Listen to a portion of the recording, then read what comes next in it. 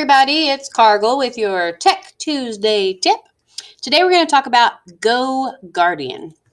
Goguardian is something that our district pays for to help you view what's going on your student screen in real time. It also has some other cool features, so I'm going to show you how to use it. Just go ahead and click sign in. Everybody in the district has an account. So you're just going to click on sign in, and then you can click on log in with Google, and it will get you through that way. But once you've logged in, it'll look kind of like this. You'll have to set up some classes. I do have my little classroom set up here. But if you click on it and you select students, you can add all of your students. There are a couple ways to do that. You can use a code. So at the beginning of class, you could have your kids go to enroll.goguardian.com, and then it'll ask them to type in a code. Excuse me. And then everybody will be immediately enrolled. For teachers who have smaller children who might have difficulty with that, you can just click add students, and then you can use their emails. Remember that every student's email is the first initial of their first name, their first initial of their middle name. Mine is Danielle. And then their complete last name. And then the 2-digit year that they will graduate. I graduated in 01, so that would be mine. @students.wfisd.net. You might have a list of them somewhere, or it might be on your Chromebooks. I'm going to add myself.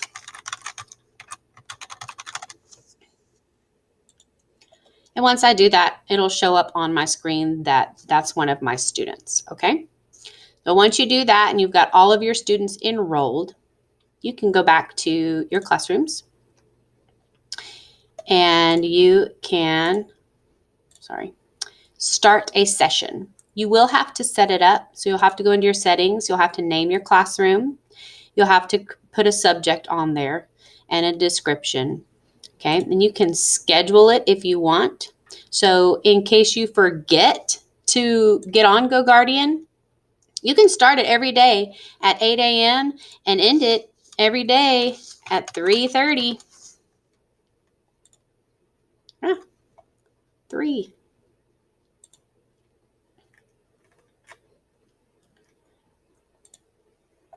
And you can have it go Monday, Tuesday, Wednesday, Thursday, Friday. And you can add that schedule. And you can stop the schedule if you want. But that way, everything your students do online is recorded. And you can go and look at it later and see where they were or what they were doing, as well as see it in real time. Here are all your reports you could do to see what kids are doing. All right, so if I want to start a session, okay, so here is my Chromebook. I am logged in under my name, or my email address, the one that I put right here that I have logged in. When I click start session, which I'm just doing this one for 45 minutes, when I click start, if you'll notice on my screen, something will pop up here in just a sec. Come on. And it will tell me on my Chromebook that a session has started. I don't know if it did or not that time, but oh well. But you can see up here that I can see all of my students. So if you have more than one student, they'll all be up here, okay? You can make them small. You can make them big. You can put them in the middle.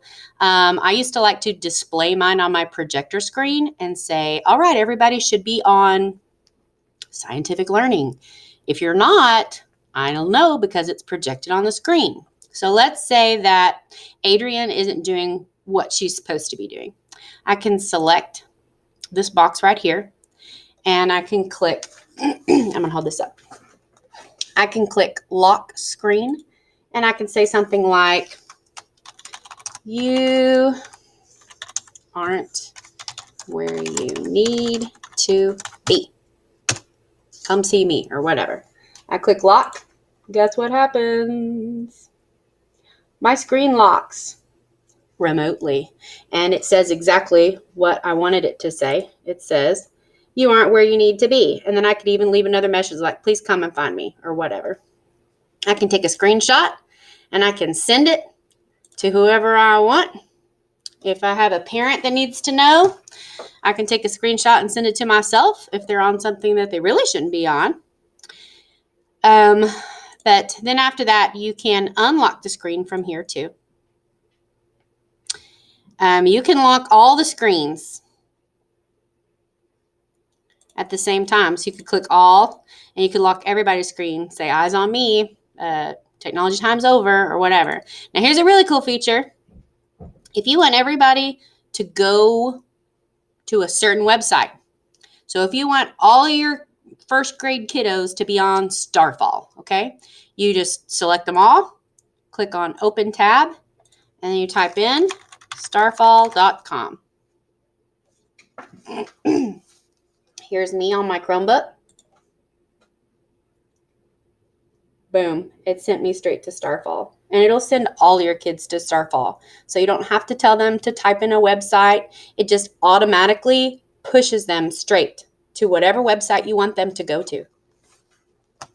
Okay.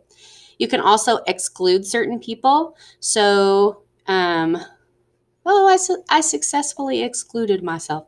So if you want them to not go somewhere, you can do that. Hold on, I need to go back to my classrooms. Student, I need you to be back.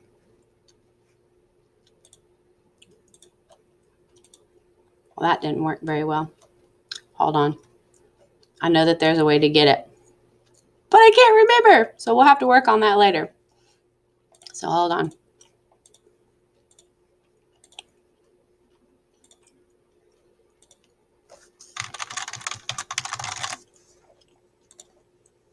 Okay, we're back in business.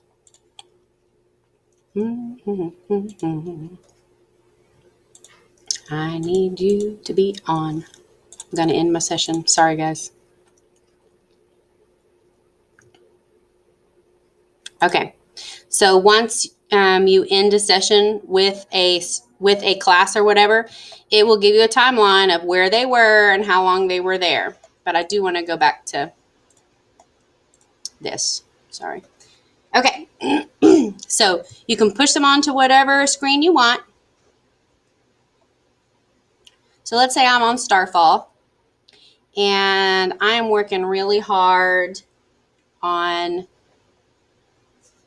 whatever I'm doing here, Starfall. Okay. And you want to say something to your students. So you can click on Enable Chat, and you can send a chat to this particular person. Close. You can also close tabs. Look, I'm going to close out Twitter. All right. So if you want to chat with them, you would, I know that I can do it, chat with student. So I start typing.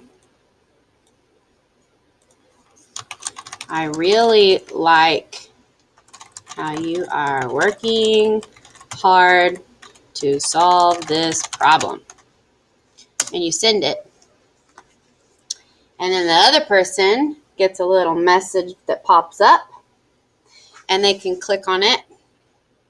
And of course, you can watch them click on it from here. And then you can type back. Or you can tell your students that if they're working on something and they're having an issue with it, that they can chat with you, a live chat, and you can help them. You can set this up while you're at small groups or something like that, in case they have a question that they just can't, they need major help with. Anyway, so that is the chat feature. Oh, here's the chat. It was blocked. You just click here, select who you want, and you can chat with them that way. All right.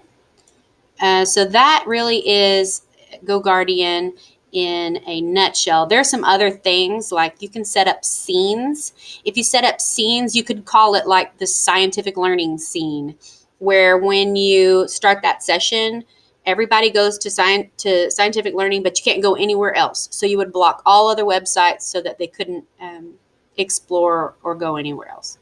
You can do all kinds of different scene changes. Okay, so there's a timeline. If you want to see a timeline, you can change it to this so you can see where you spent your time at. So here's Starfall. I got onto Starfall at 9:47. I got off at 9:48. Here's the Goguardian teacher chat that I was on. So it logs everything. Also, when you're done, if you click end session, it'll give you a report as well. So all your kids will pop up and you can see the timeline, or you can see any snapshots. I'm not sure what command log is. Oh, things that I did to them. Or you can just see their screens. No screens available at that time, but so here is my timeline. Anyway, you can do all kinds of things with this. This is a definite accountability measure to keep kids on task. And it's a wonderful thing to use. If you want me to help you set it up, I'd be glad to come and help you.